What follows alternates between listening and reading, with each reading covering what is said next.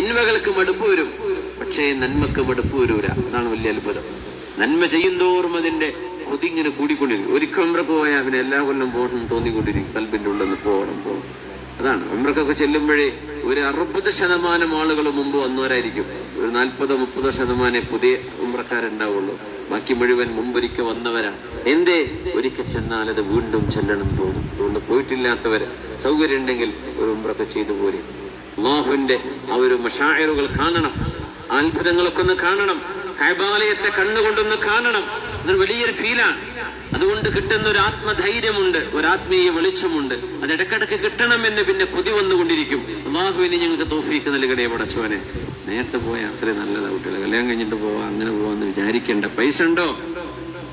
ഒരു ഉംറക്കൊക്കെ പോകാൻ വലിയ പ്രയാസമൊന്നും മുമ്പത്തെ പോലെ ഇല്ലല്ലോ. പറ്റുന്നവർ നേരത്തെ ചെയ്യണം. അല്ലാഹു തൗഫീഖ് ചെയ്യട്ടെ.